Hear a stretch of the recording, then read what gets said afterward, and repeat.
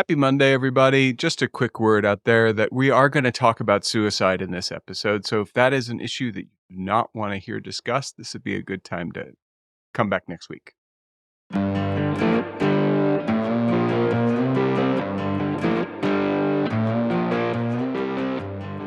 We have to figure out what those cylindrical things were, because that would be a thing to talk about. That is kind of freaky at this It point. was a UFO is what it was. It Yeah. blocked the signals of the airplane. Yeah. This is great. So at the end of the day, we're not going to have a problem with China because we're going to be destroyed by intelligent beings from another universe. Hey, if my house is haunted, here's what I do know is I'm never going to know it, because at night when I'm walking around in the dark, I don't turn lights on because I don't want to see the ghosts. And I wear earplugs because I don't want to hear them. And I have news for anybody who ever finds themselves in a horror movie. If you put earplugs in and you wear some cat eyes, you don't have to be scared anymore, because Jason's not going to get you, because he's just a character written in a story. Just like a ghost in my dumb house. I'm just a little bit tired of waking up at 3 a.m. to having a small redheaded child at the foot of the bed staring at me. Was that Chucky? No, that would be my son. So yes, Chucky. Yeah. And on that note, welcome to What the Hack, a show about hackers, scammers, and the people they go after. I'm Adam, cyber anti-privateer. I'm Bo, cyber anti. And I'm Travis, cyber dirigible. God bless you. Danke. And today we hear from the former Chief Privacy Officer at Cisco, McAfee Intel, and Sun. Currently, she's the CEO and founder of Privacy Code. Please welcome Michelle Dennedy.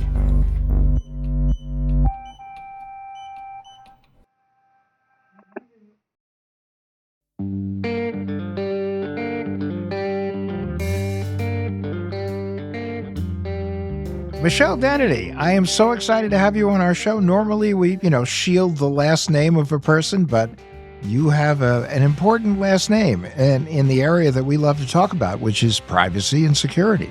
So rather than shield it, we're going to shout it, right? We're going to shout it.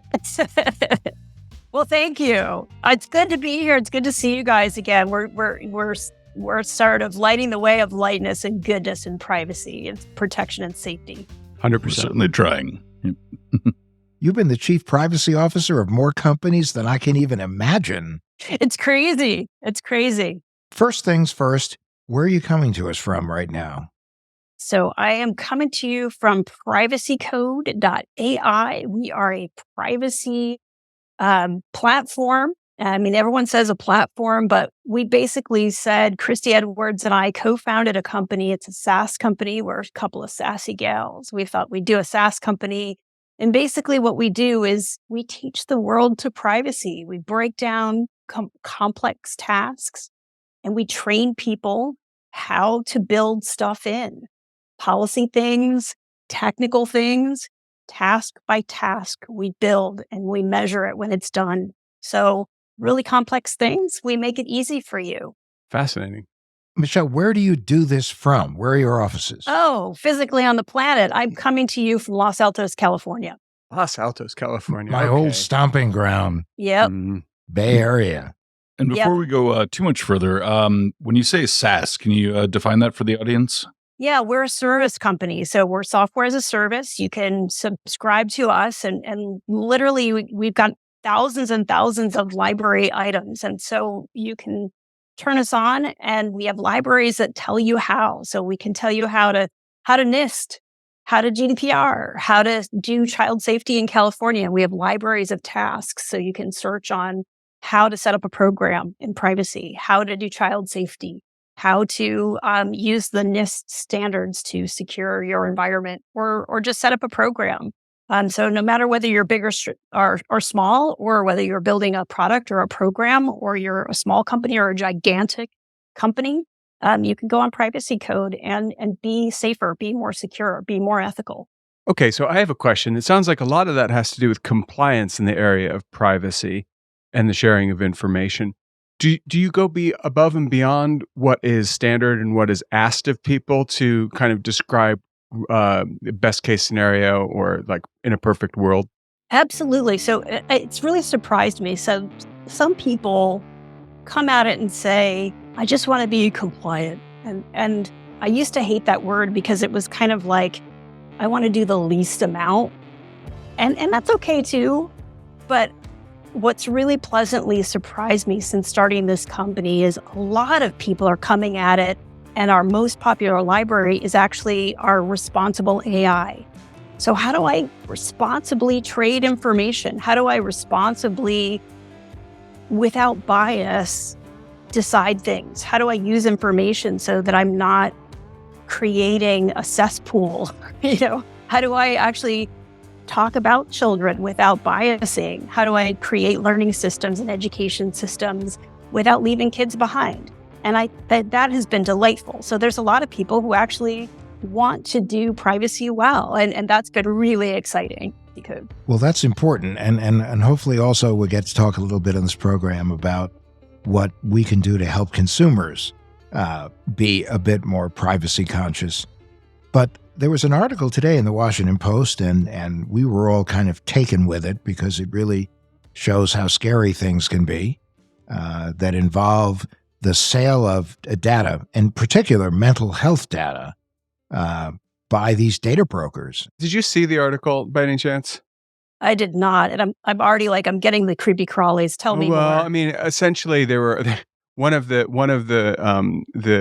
people interviewed said it was like there was a tasting menu where they would actually show you what kinds of information were available, and it included depression, it included who's on what medicine, it also included suicidal ideation. Now, here's like the thing where I'm just like kind of flabbergasted because HIPAA doesn't cover the portals and the video, the actual tech that's used by doctors. It covers the doctors and the providers, but the Zoom of that world can sell that information however they like. And there's a scenario here where the information could be bought by a serial killer who could commit tons of murders and never ever get arrested for any of them or thrown in jail or prison because they're technically not illegal. He could just buy a list of people who are suicidal and then talk them into it. Ew. Exactly. And that is what is so bonkers. Now, of course, I'm like Mr. Twisted Demento who wants to make a movie out of it, but because there is good movies to be had in here. And if you do make that movie, whoever's listening to this, I want to cut. But the always the capitalist, always. But I mean, it's not too dark to make money. But and that's the point, though, Michelle. And I'm kind of curious to hear your take on that. What is too dark to make money? Where do we draw the line? Because there doesn't seem to be one. Yeah, it seems like the line keeps going ever down. I mean, I'm always sort of my head shakes. I mean, the muscles in my neck are getting stronger and stronger with the shaking of the neck. I mean, my first question is like, why are we selling this data? The other question is, we do have laws. I mean, we do have them, right? We have 42 CFR, which is our laws that are supposed to protect mental health care, right? There's supposed to be, there's HIPAA, which is a share until law, right? So HIPAA is supposed to be, you can share information for the purposes of treatment. And then it's sort of don't share unless, right, when it's not. And then 42 CFR is supposed to be for the purposes of addiction and mental health care, the things that used to be in our society so embarrassing and shameful that until Donahue came along. I don't know how many of your listeners remember Donahue. Absolutely. But when talk shows came along, before that happened, it was very shameful to admit you had a problem with alcohol and mental health. Now it seems to be like a badge of honor if you've got anxiety or whatever.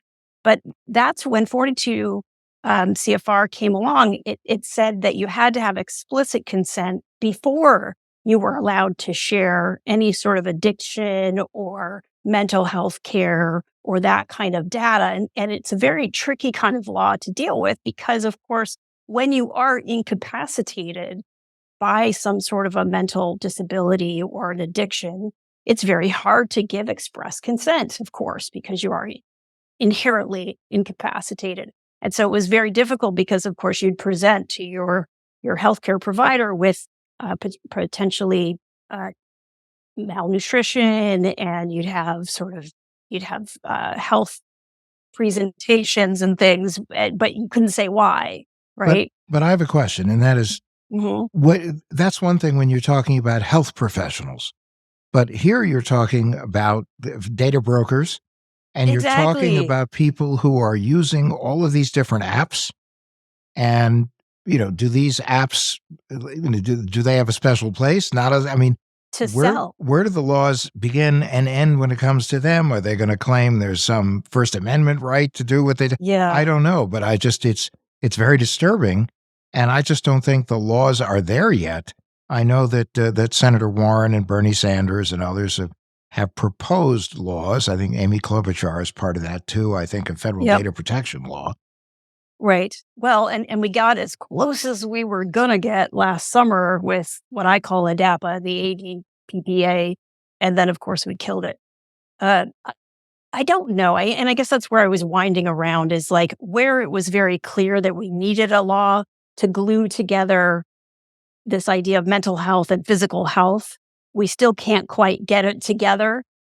Now we see an example of people willingly putting out videos, and we're having these pools of data putting out there on social media sites of self-donated applications inside and outside of a medical context. Right. And now you're seeing brokers commercializing packages of information and Yeah. then selling it, to either groups purporting to help you with depression, or on the opposite way, as Bo suggests, helping you the opposite way. Be more depressed, take more drugs, group together, be more anxious, or whatever it is. Go down the rabbit hole. Yeah. Go down the rabbit hole deeper. Be entertained by each other's, moroseness. Misery loves company, or it can be taught to. But so here is the issue I have is, I think that the way that you just described it is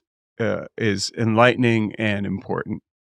The idea of piecing together the missing parts of law and regulation to protect people, I think, is coming at it backwards. In Mhm. other words, the share and till model, that's the wrong way to look at it. It should be never share unless.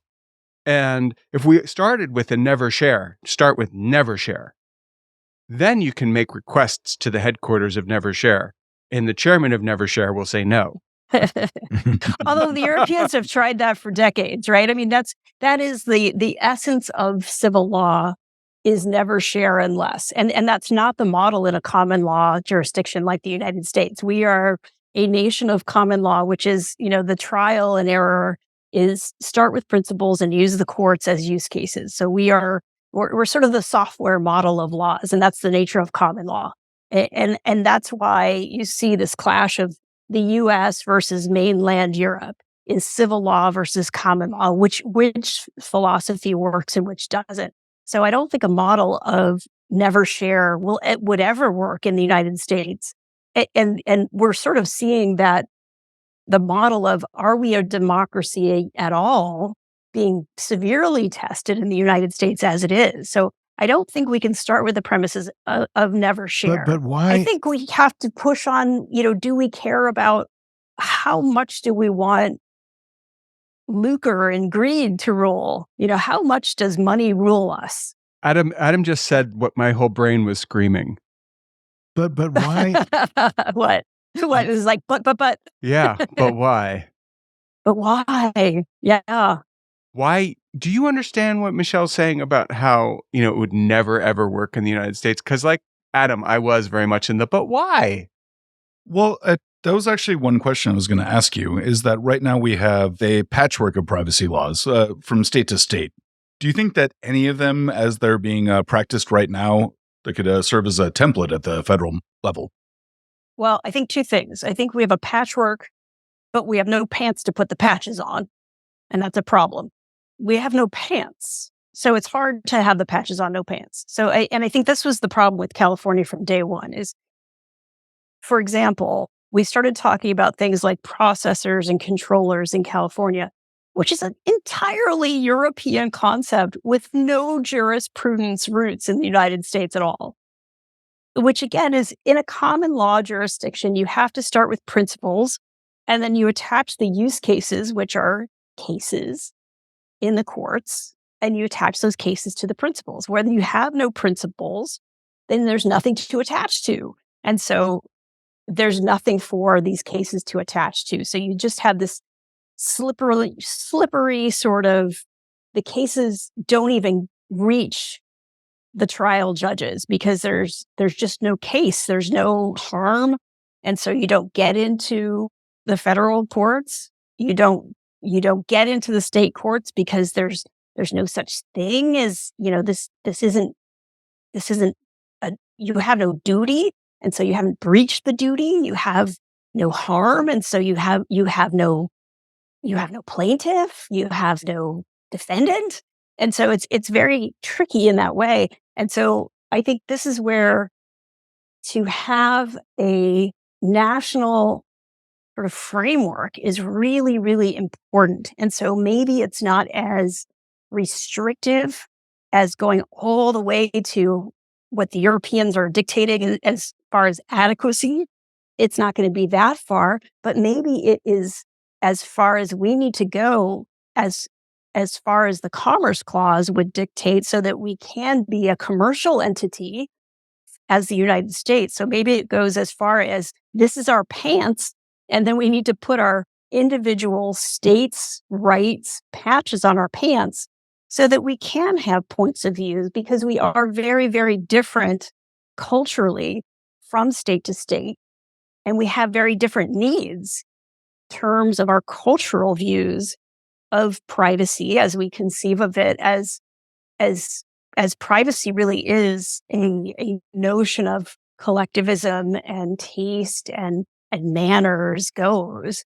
So I think that's the problem that we have with privacy in the United States is we are at once a sort of venally capitalist nation.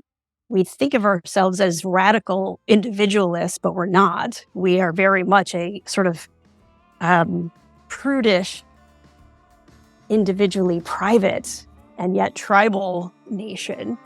And yet we want to pump out our tech that forces us to be crudely open. And then we're selling all of this stuff as fast as we can.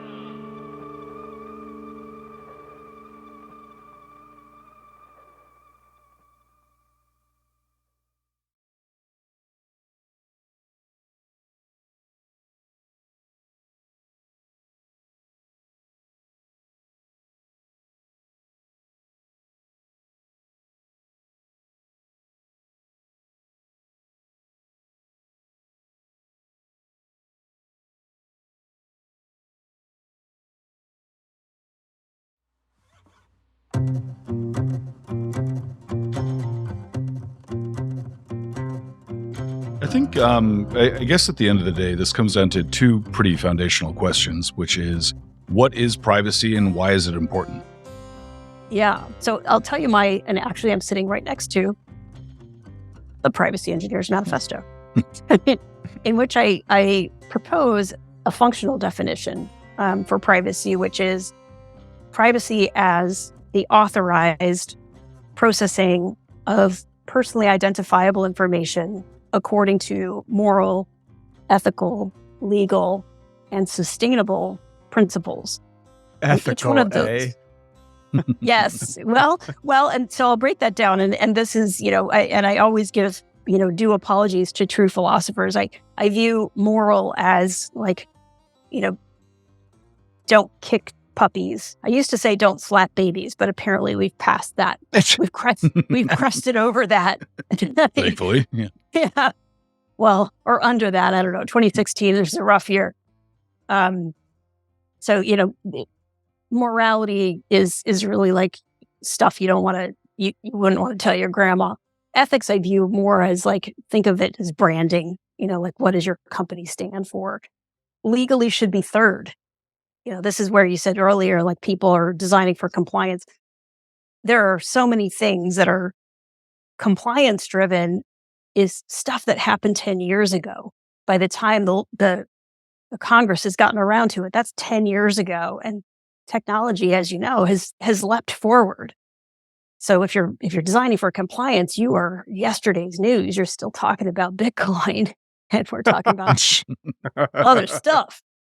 And then sustainability isn't just environmental. It's really like if you design for a certain level of security and privacy, do you have enough staff? Do you have the right culture? Can you actually do it? Can you keep those promises? Because if you can't, then that's not the right level for you. So if you can keep all 4 of those levels in your stack, then that is privacy, right? Can you run us through those 4 levels again, just quick? Yeah. So authorized is a lot, and that changes over time, right? So that leaves the user square in the center. So I choose. So it's the authorized processing, cradle to grave, anything you do, storing, keeping, sharing, whatever, of personally identifiable, anything that identifies a human, morally, ethically, legally, sustainably. And that's privacy to me. And that's much broader than, the Europeans. That includes GDPR, which doesn't say privacy. That includes the human rights aspect of it. So I do define it very broadly on purpose, because when you're designing systems and policies, I believe you have to be quite broad, or you're constantly having to clean up on aisle 6. But Michelle, as an individual, what does privacy mean to you? I still fall under that same category. I think, what are my personal authorized changes over the years? I think about this. It came very clear to me when I was doing like a charity ride. It was like a 60-mile ride. It was a multi-day thing. And I was a young mother, and there was like one shower that was covered. And all these like 20-something young ladies were like grasping their towels around their beautiful, young, non-having given birth bodies. And they're waiting for the covered shower. I had 2 children at that point. When you give birth in a teaching hospital, like 26 people come in and just like whip off your gown and look at your goodie bits. I was like standing there naked. I was like, yeah, whatevs. Give me a garden hose to rinse that shit off. Like, over time, what is authorized changes. Okay. That's actually a really good example. And Okay. Right? Yeah, and if you're squeamish about it, and if you're squeamish about that, folks who are listening, get over it. Okay. Yeah. Like I'm post-menopause now. I'm going on holiday in 60 days. I'm wearing a bikini. Like, I'm going to be covered as far as drugstore pornography is concerned. But if that grosses you out, that's on you. No, but Michelle, actually, you just gave me a great example. You said you're post-menopause. Yeah. Now, you just said that on a podcast that's going to be posted wherever people get podcasts. Now, that means that information, it's not even scraped, right? It's just out there. And it's just out there, man. So there's a difference between privacy, as I think Adam was trying to get at, like, what does it mean to you, and what does it mean to you as a privacy professional? Right. And as a privacy professional, it is very clear what it means. It's even something where you could write a compliance manual about what it means. Exactly. But when it comes to the person, that authorization, when does no mean no and when does yes mean yes, is personal. All right, but I want to talk about the lawsuit thing. Yeah. Now, Adam and I were talking before the show, and I got really upset about a story that was in the news last week, which involved, surprise, surprise, social media. And if you'll remember in the beginning of the show, there was a trigger warning. Consider it another warning right now. We're going to talk about suicide again. Yeah. So there was a girl in the news who was being tortured, and there was video of her getting beaten up and dragged down a hallway and humiliated. Horrible. And she went home and killed herself. Ugh. And I understand social media is a big business, but at what point does social media no longer have the right to be the venue where this murder takes place? Right. So then we get the question, what if the parents do sue? And what if they sue TikTok or Meta or wherever it happened online. Yeah. What if they Yeah. sue? Then you do have case law. Then you Yeah. do have something hard for privacy to rub up against and define itself. Yeah. Well, When are and we going to see that, Michelle? I hope soon, because I tell you what, I remember having this discussion.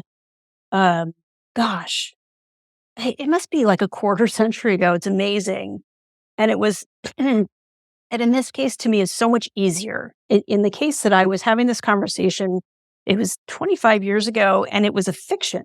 So it was a person writing a fictional story about exactly what you're talking about.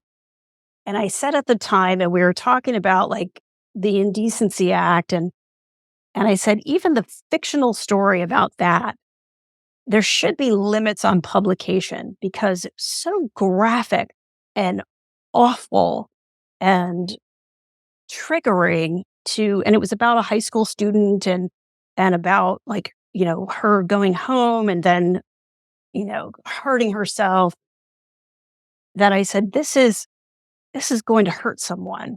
And at some point you should have responsibility as a publisher, knowing what we know about mental health and knowing about what we know about people and what they are, what we have known about each other as humans for the last 3,000 years. When you put that out there, that you should have a certain level of ethical responsibility. And the person I was arguing with, who was a partner at the time, was like, no, free speech, free speech. I said, at what point is this the sort of, fire in the crowded theater dicta? Well, there was also not too long ago a case of a prosecution that occurred where someone egged someone on that had suicidal Yes. tendencies, and the prosecution was for, I think, murder too, something Well, like that. yes, Yep. because she It was a had an parent. opportunity. Yeah, and the young man got out of the car and started to say he was not so sure, and she continued to egg him on. And I mean, and the thing in the case that you're talking about, where they're showing this person, it's not newsworthy. So there's no excuse that this is newsworthy. There's no, and I'm not sure that it ever is. The one time I did click on the image, I remember Nicholas Berg being beheaded, and I'll never forget it. right. I clicked on the image and I witnessed that, and I to this day have never recovered from that, and I can't even imagine what his family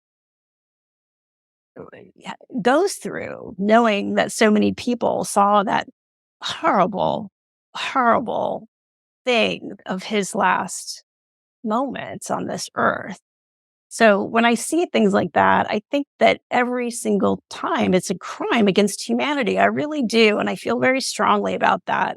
And I know that I may not be in the majority about that, but I view that as a crime. I really do. I don't think that it's just a publication so I know that I'm in the minority about things like that, but I don't think that it's just a publication issue. I view that as a crime. I was harmed personally by that image. And I don't think that we should be doing that to young people.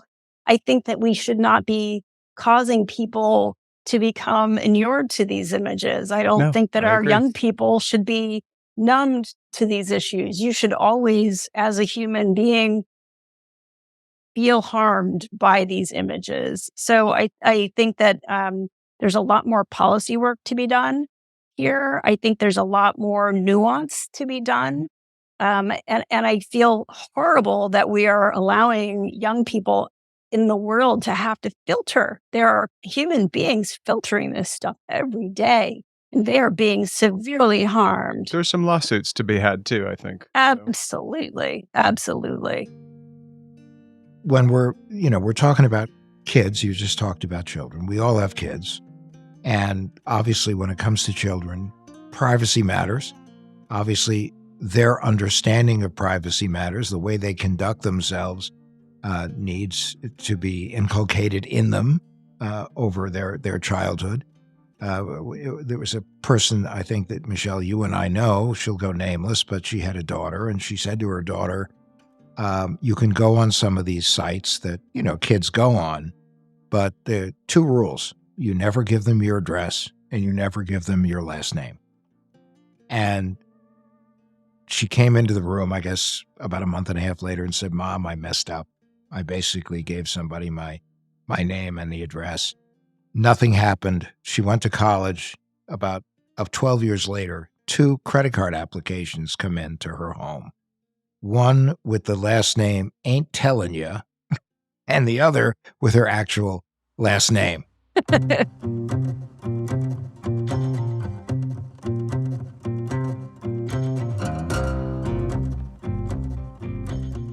We were supposed to get to something else, but I just got to say real quick, I got a call the other day, a scam call, guys, and it was a woman from somewhere else, I couldn't place the accent, who just said, can you please confirm that you own 111 Main Street in Elmstown, USA? And the address was associated with me. I knew what they were doing, and I said, oh, no, I just sold that place like 5 minutes ago. Are you trying to buy it? Because I'll sell it to you. And didn't one of your children have her identity stolen like 9 years before she was Twice. born? Yes. Before she was born, she had her identity stolen, and she was born with what I call a financial birth defect. She had the worst credit score possible at her birth. How bad was it? I think she had like a 300 or something like that. Wow, she's okay. That's bad at birth. Yeah. And I actually, we did ask the Social Security Administration like why they continued to issue used numbers to children. When they issued them, when at the hospital they urge you to get a Social Security number. While you're there, right. having your bits examined at a teaching hospital, like peekaboo, here you are. Like, yeah, since we have you. Yeah. Wow. Look. Hey. 10 minutes before that was like, you'd have to at least buy me a cocktail. Now you can sign up for a Social Security number and flash your badge. Woo. So they used to issue the numbers in tranches sequentially. And so it was very easy to predict what the next batch of numbers was. And so that's how identity thieves would get at them. And so that's what they did. And so she was issued that number. And then probably we're assuming that hospital was also the victim of a theft. And so a group of information was also used to traffic humans over the border and the southern border of the United States. And so a bunch of information was used to traffic people. And also using the same number again, there were records of housing and guns and all sorts of goodies in the same child's Social Security number. So we worked with Bo Holland and the good people at All Clear ID to clear up her identity when she was about 8 years old. Huh. Oh, Bo. I remember Bo. Good dude. I'm Good right company. here. What? No, the other Bo. Yeah. Did that spark your interest in privacy? No, or I was already in privacy. It was really embarrassing that I already was in it. And that's part of the reason Bo and Nico Sala asked me to check out their company and help promote the brand. And, that's a good day in your business when a CPO is asked to help endorse your brand. And turns out my own kid was a victim of identity theft right under my own nose. Well, but we had that, my children are 19 and 21. And I didn't freeze either of their credits. Never did it. And I knew I should have done it. I was supposed to have done it, but I did not do it. They have best practices, but they didn't have me doing best practices. It's always the way. Yeah. Well, I made a confession on the show a few weeks ago that here I am at 73, and I finally froze my credit about 3 weeks ago. A little bit late to the party, but. Well, but you also had like a cadre of like unmarked vans driving behind you that could clear up your credit if you ever had a problem. Exactly. That's true. That's true.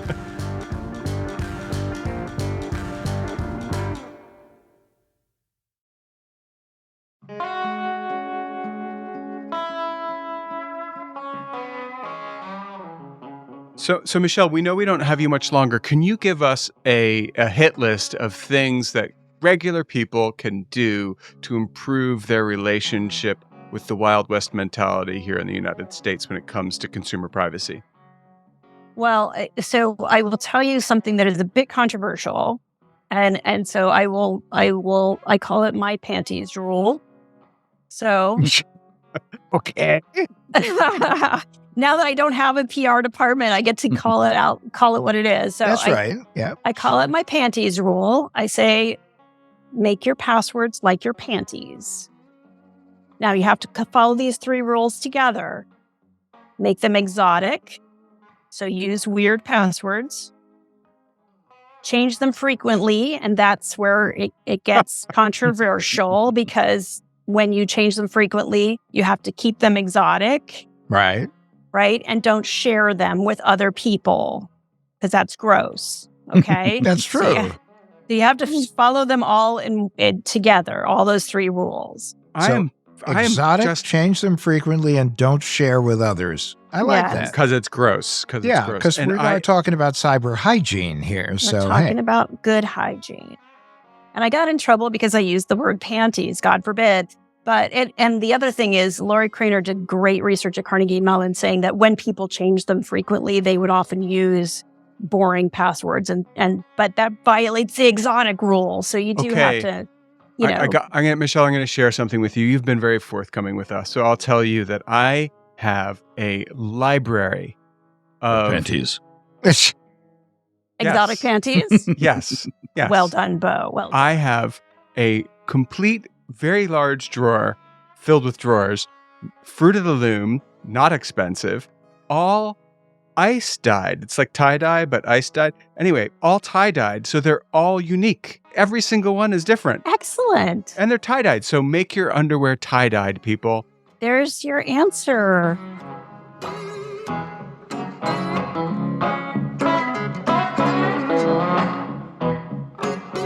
Thank you so much for coming. Thank you. I will leave you with the panties rule. Exotic, don't share with others, and change them from time to time, because that's disgusting.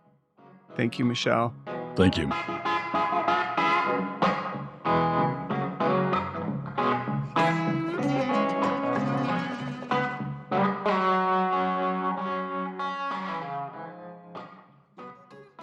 Yeah, Bo, when did you come up with that screenwriter story? I mean, was it something that you had been thinking about, and then you read something in the news that confirmed that maybe you weren't so far off, or it was as a result of when you read the story about the person who was encouraged to commit suicide? Or just humiliated. And I think it was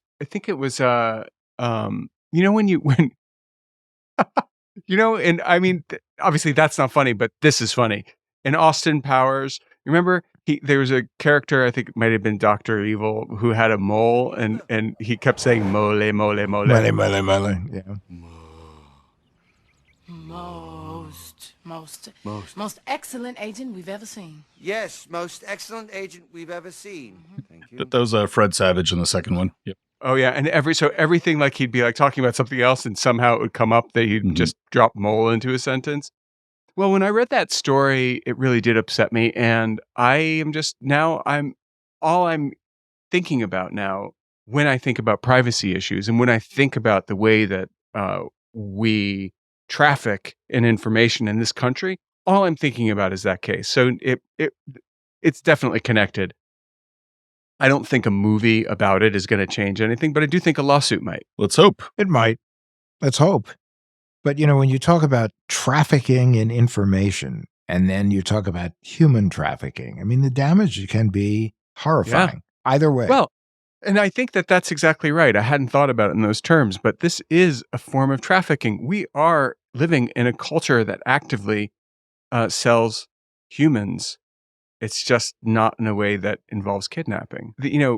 It's human trafficking. It's just there's no kidnapping, there's no imprisonment, but it's human trafficking. It's like you think about the anti-privacy privateers, because that's really what's going on. These are privateers, and they are privateers are pirates, though.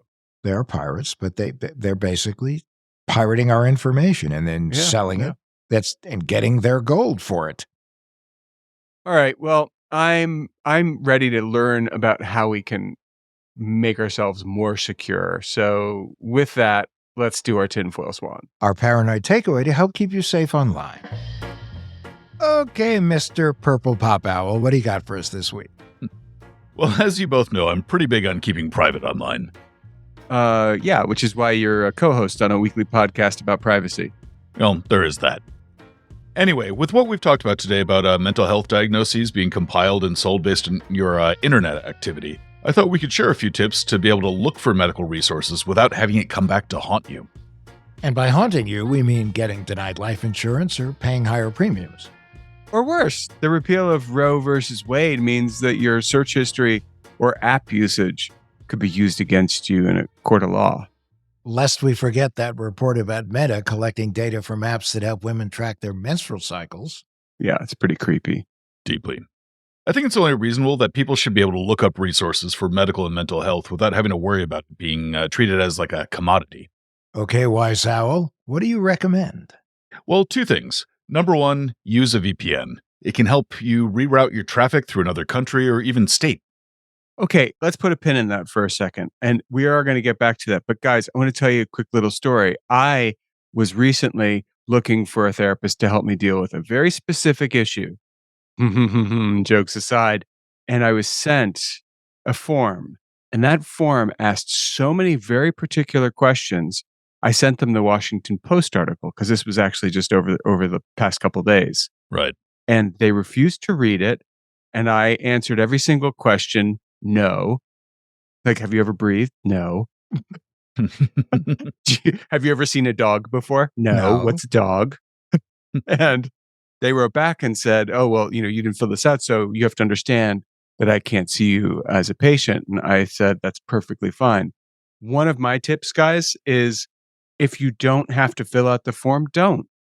And if you have a professional or a service or something that requires you to do so, ask them if they really do and if they really need that. And if they say yes, you can still walk. You can still go to someone who doesn't need it. Now, to get back to VPNs, the reason you want to use it is that your internet service provider or mobile provider is not able to track your internet activity as easily. Well, I don't think there's any truly free VPN. I mean, your data is sellable. Never forget that. You really do have to read the user agreements and the privacy policies of whatever service you're thinking about using. Especially their data retention policies. So the second point here is that you should use the Tor browser. Tor is easily the most secure and privacy-friendly browser out there. What it does is that every time you make any kind of request, it bounces that request around the internet before getting to your endpoint, which means that it helps to anonymize your data, and it also blocks things from collecting your IP address. No, but hold on. You don't have to pay for Tor, but it's a pain in the rear to set up, isn't it? No, it's actually pretty easy. Well, you could pay for a VPN. Yeah. You could, or you really, but you're suggesting people use Tor instead of a more standard web browser. That's what I'm hearing. Yeah, exactly. So Tor is a bit slower just because it's bouncing your signal around. But at the same time, it's a lot more private. So I put it this way to people. If you want to use the internet to order a pizza, by all means, use Chrome or Firefox or Safari or anything like that. If you want to look up symptoms or treatment options or something like that, use Tor. Okay, so we got a new rule. It's called the pizza rule. Anything you don't want to be tracked, really. Right. So a combination of a VPN and Tor is going to be your best bet overall. Neither of them are at all difficult to set up or difficult to use. All right, but we're not advocating this to grease the skids for anything illegal, obviously, unless you live in a despotic nation state where we would definitely advocate you breaking the law, especially if it comes to downloading websites that might tell you how to get rid of your despot. And it is definitely a mitzvah to break the law. Exactly. Yeah. Okay. Tor is a privacy tool. And like any tool, it can be used with good or bad intentions. We've established that. But maintaining your privacy shouldn't conjure images of criminals. Exactly. Now, hold on. I did want to just repeat. If you or anyone you know is considering suicide, or you think someone is considering committing a crime, especially a violent one, help's available. And for the first thing that I mentioned, you can dial 988. It's a new hotline for people who are really struggling. It's 24 hours a day and 7 days a week. But to get back to this idea of maintaining privacy, it should not be about things you don't want people to know about exclusively. It should be that you want to have your own space and not have strangers wandering through it. Don't you think, Adam? Well, that really is Michelle Dennedy's message. I mean, she has always talked about people need to have the freedom to tell their own story. And the problem is, if too many people know your story, that by the time you tell it, it's either old news or they've so rearranged it that it doesn't sound anything like you. Or if someone can plug the variables into a program that will spit out something you might say. It's just the less that's out there, the stronger your privacy. The more that's out there, the weaker your privacy is. It sounds obvious, but are you using Tor and a VPN? I'm not. You sure he's not the guy with the hammer? Pretty sure. And yes, I am using both, even to order pizza. And that's our Tin Foil Swan.